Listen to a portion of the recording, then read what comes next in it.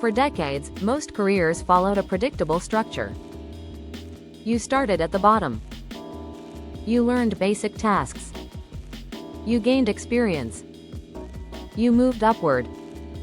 But something is changing. AI and automation are now handling many of the tasks that used to define entry-level work. Basic coding tasks. Report generation. Data cleaning.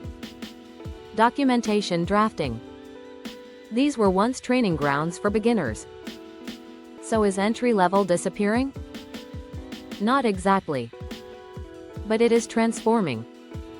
Companies still need new talent. What they no longer need is repetitive execution without understanding. The expectation for entry-level roles is rising.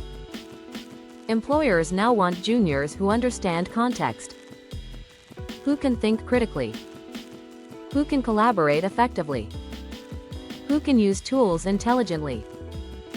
The latter still exists. But the first step is steeper. Earlier generations could learn fundamentals after being hired. Now, foundational knowledge is expected before hiring. This creates pressure on students and career switchers.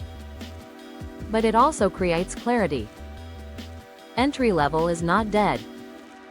It is evolving into capability-based hiring. The new entry-level professional must combine technical basics, problem-solving ability, communication skills, tool literacy. Those who prepare intentionally will still find opportunities.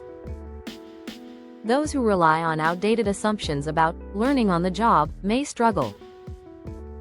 The career ladder is still there. But you must climb onto the first rung with stronger preparation than ever before.